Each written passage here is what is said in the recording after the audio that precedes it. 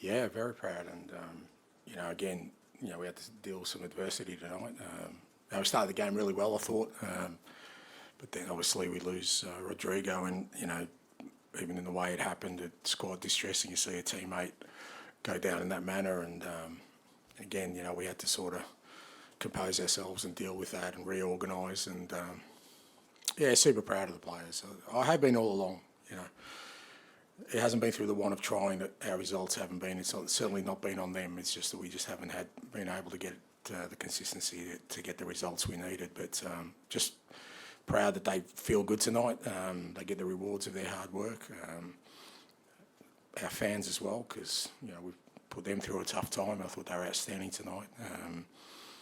We haven't achieved anything, but I think just that feeling of having a victory against a top opponent in a big game, I think really pleased for everyone. How would you sum up Lewis Bergvall's performance in general, but also the other side of that, about the debate around the possible second yellow card? What are your thoughts on that as well? Yeah, Lucas was brilliant now. I mean, like I said, I haven't lost sight of the fact that we've got two 18-year-olds, one who's playing at centre-back, it's not even his position. I just don't think people really understand, the level of performance that these young guys are giving us at the moment. And we had a goalkeeper on debut. Jed's playing left back unbelievably well. But yeah, Lucas is just growing all the time. He's just got that ability as a footballer to create space for himself. He's got the quality, but he works awfully hard for the team as well. And like I said, we've been dealing with some adversity for sure. But we've had some growth in that. I've got no doubt about that. That's been masked by poor results and poor form for sure. But I've got no doubt that when we get our players back, we've got the foundation of a really sort of, strong core group of players we can really grow with. Yeah, I don't want to speculate, Tom, because I don't really know either. I mean, all I know is he was conscious when he came off. Obviously, it was some sort of head injury, but he was conscious when he was coming off the field, and he's been taken to hospital for observation, but I'm not really clear on sort of how it happened. Again, mate, I don't, it's not my area, unless I'll get the doctor out here, but I'm not going to speculate because it's just not fair on people around him. But it was a head injury, and there was concern from players out there, so obviously there was something going on.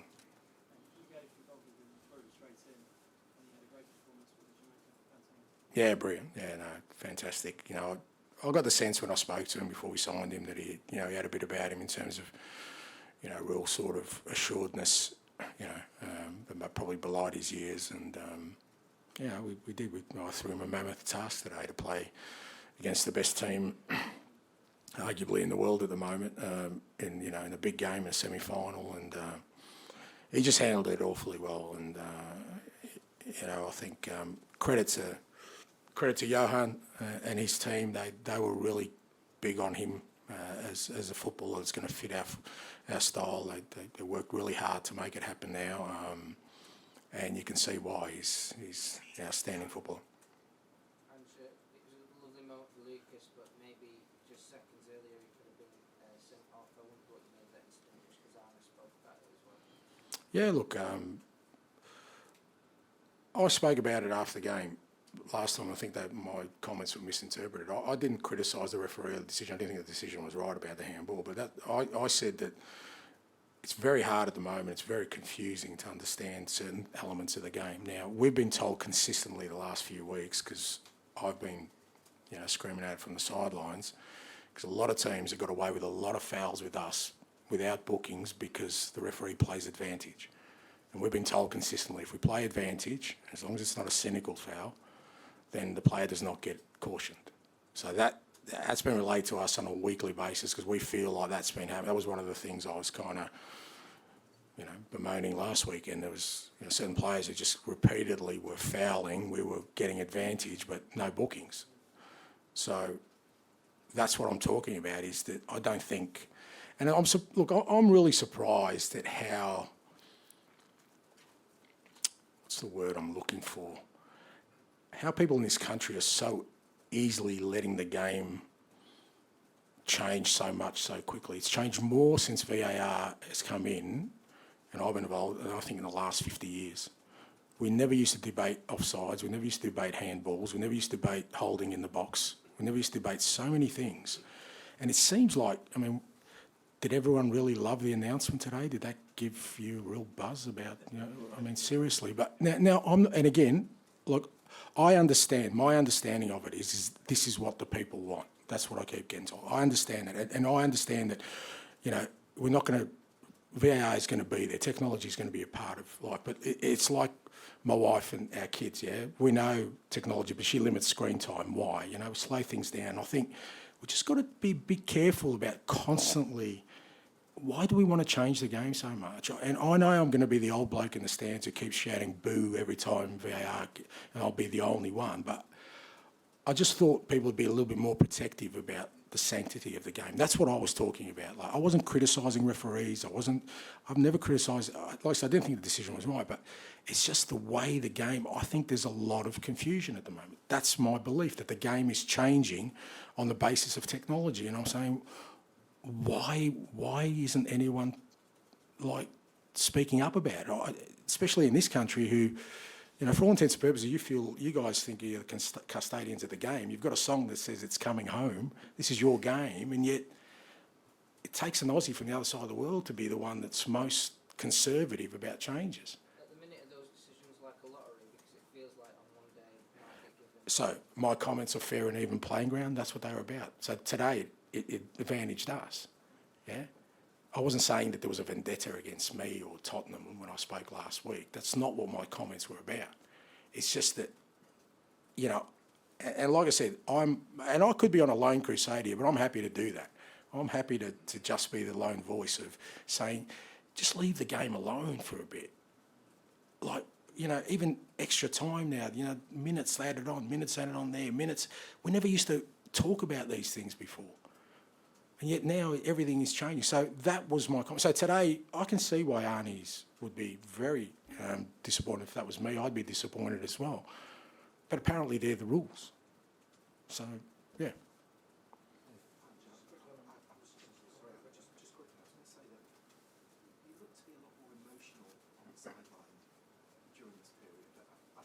Misreading that, or that's not how you feel, but are you conscious of just letting your emotions out a little bit more?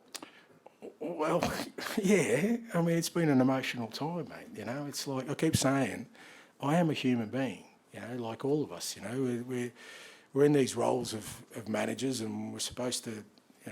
I understand we've got positions of responsibility, but we're still human beings in the core, and we react to things. And I don't like the fact that people who are working really hard for this club, on and off the field, have not had that feeling of victory. I don't feel great about our supporters not having that feeling of victory. It weighs heavily on me, mate. It's my responsibility. So yeah, I'm a little bit more emotional than I usually am. But that's, I guess that also probably means I do care, and I think that's still important.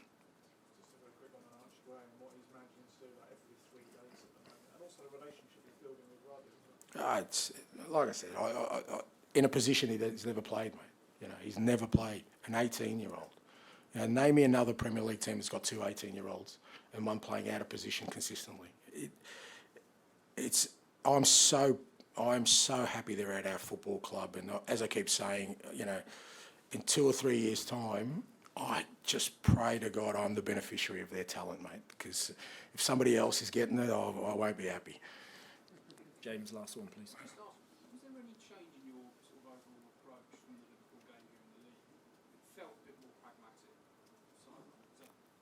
No, you can put it that way. I mean, people said, my midfield setup was, a little bit more conservative today. That's because I only had 3 midfielders to choose. The others weren't available. So we certainly went about it the same way. Look, Liverpool don't allow you to dominate the game the way other teams do. And like I said, Ali said, our players every 3 days are playing a game of football, mate, without rest. And you saw Liverpool at the end, they put on some significant talent, some really good footballers, some top footballers.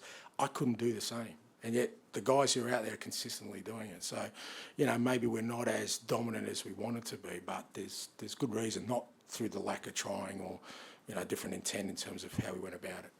Okay, thank you. Thank you. Thank you.